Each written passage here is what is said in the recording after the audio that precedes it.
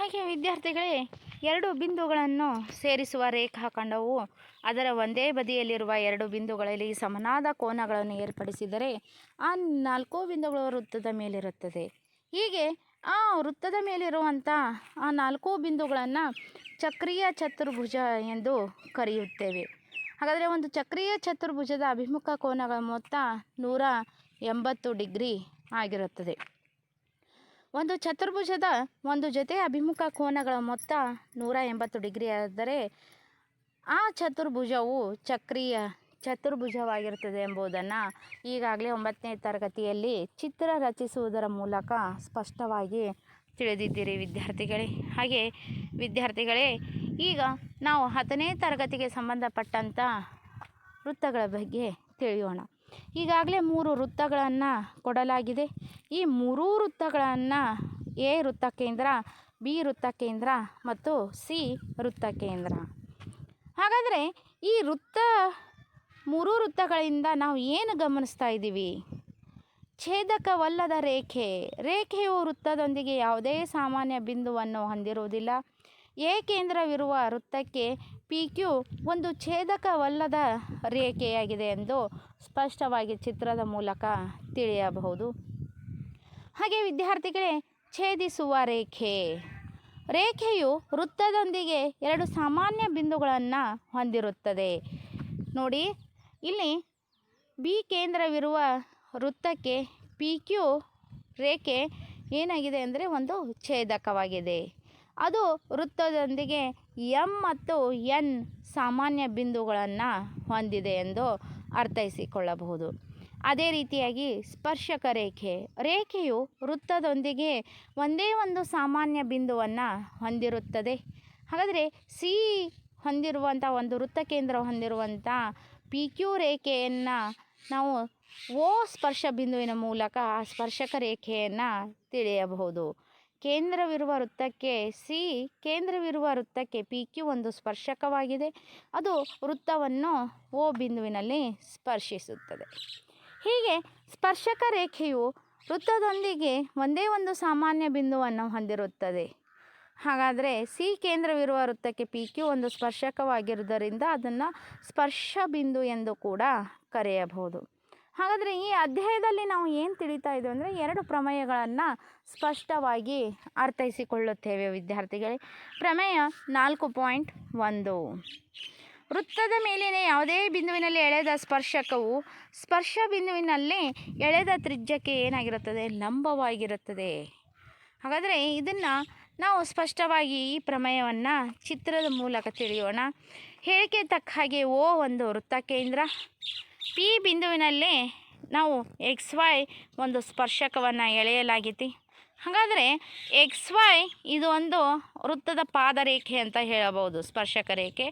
O P ಇದು ವೃತ್ತ ಕೇಂದ್ರದಿಂದ ಪಿ ಬಿಂದುಗೆ ಎಳೆದಂಥ ಒಂದು ಲಂಬ ರೇಖೆ ಅಂತಲೂ ಕೂಡ ತಿಳಿಯಬಹುದು.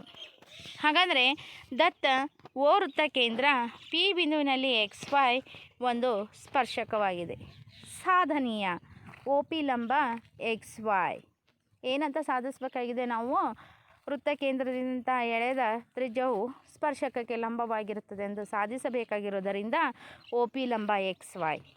ಹಾಗಾದರೆ ಇಲ್ಲಿ ನಾವು ರಚನೆಯನ್ನು ಮಾಡಿಕೊಳ್ಳಬೇಕು ವಿದ್ಯಾರ್ಥಿಗಳೇ. ಪಿ ಯನ್ನು ಹೊರತುಪಡಿಸಿ XY ಮೇಲೆ ಮತ್ತೊಂದು ಬಿಂದು ಕ್ಯೂ ಆಗಿರಲಿ. ಒ ಕ್ಯೂವನ್ನು ಅದನ್ನು ರೇಖೆಯಿಂದ ಜೋಡಿಸಿ. ಹೀಗೆ ಸಾಧನೆಯನ್ನು ಕ್ಯೂ ಸ್ಪರ್ಶಕ XY ಮೇಲೆ ಸ್ಪರ್ಶ ಬಿಂದು ಪಿ ಯನ್ನು ಹೊರತುಪಡಿಸಿ ಒಂದು ಬಿಂದುವಾಗಿದೆ. ಆದ್ದರಿಂದ ಕ್ಯೂ ವೃತ್ತದ ಹೊರಭಾಗದಲ್ಲಿರಬೇಕು.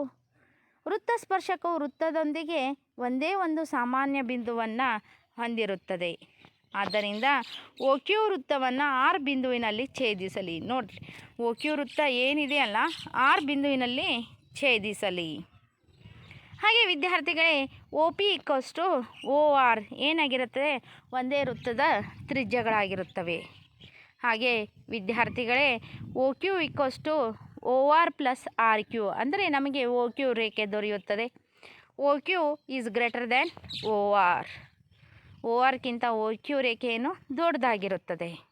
ಅದೇ ರೀತಿ ಒ ಪಿ ರೇಖೆಯು ಒ ಕ್ಯೂ ರೇಖೆಗಿಂತ ಚಿಕ್ಕದಾಗಿರುತ್ತೆ. ಆದ್ದರಿಂದ O P equals to O R ಆದಾಗ ಒ ಪಿ ಲಂಬ XY ಬಿಂದುವಿನಿಂದ ರೇಖೆಗಿರುವ ಕನಿಷ್ಠ ದೂರವು ಆ ರೇಖೆಗೆಳೆದ ಲಂಬವಾಗಿರುತ್ತದೆ ಎಂದು ಸ್ಪಷ್ಟವಾಗಿ ನಾವು ಈ ಪ್ರಮೇಯದ ಮೂಲಕ ತಿಳಿಯಬಹುದು.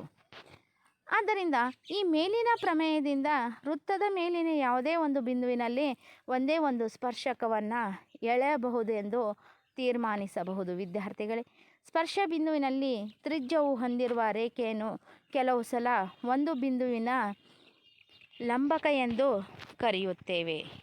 ಹಾಗೆಯೇ ವಿದ್ಯಾರ್ಥಿಗಳೇ, ಈ ಒಂದು ಅಧ್ಯಾಯದಲ್ಲಿ ಪ್ರಮುಖವಾದಂಥ ಮತ್ತೊಂದು ಪ್ರಮೇಯ 4.2 ಬಾಹ್ಯ ಬಿಂದುವಿನಿಂದ ವೃತ್ತಕ್ಕೆಳೆದ ಸ್ಪರ್ಶಕಗಳ ಉದ್ದವು ಸಮನಾಗಿರುತ್ತದೆ. ಹಾಗಾದರೆ ಹೇಳಿಕೆ ತಕ್ಕ ಹಾಗೆ ಒಂದು ವೃತ್ತವನ್ನು ರಚಿಸಲಾಗಿದೆ. ಪಿ ಒಂದು ಬಾಹ್ಯ ಬಿಂದು.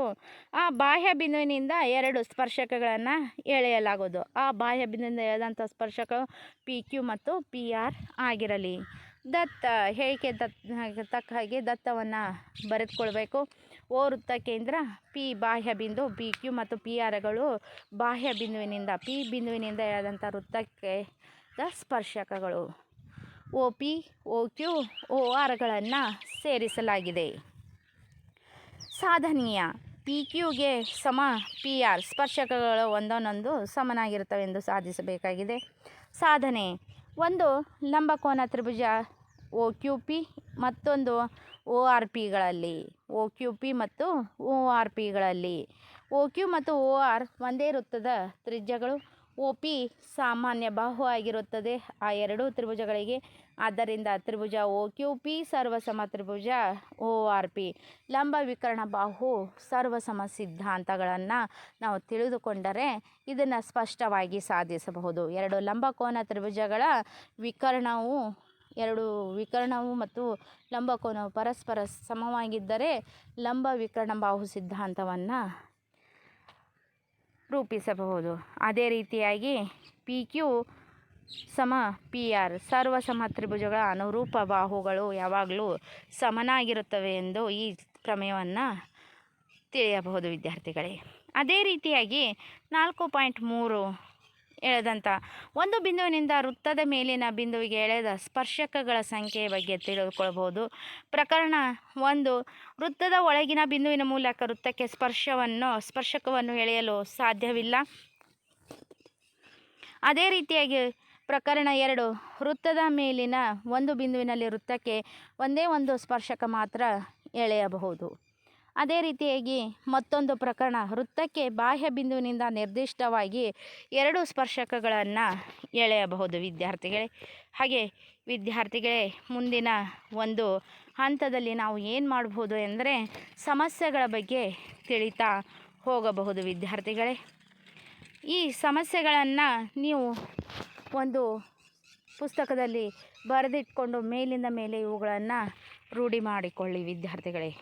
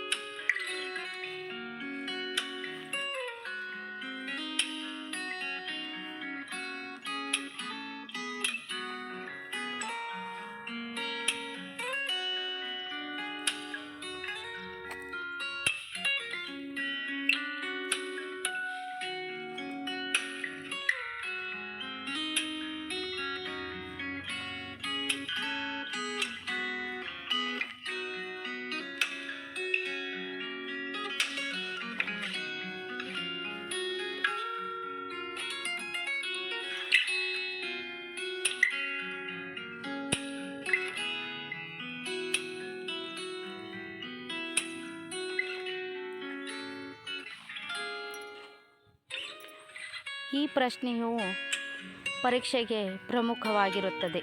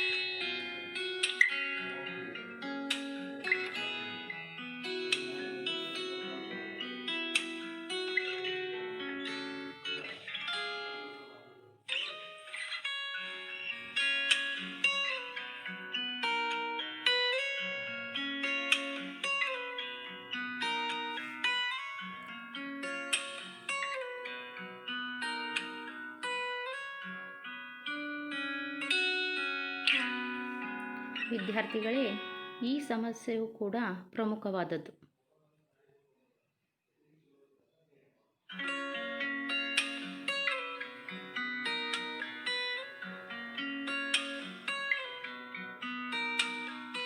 ಹಾಗೂ ಈ ಸಮಸ್ಯೆಯು ಪ್ರಮುಖವಾಗಿದ್ದು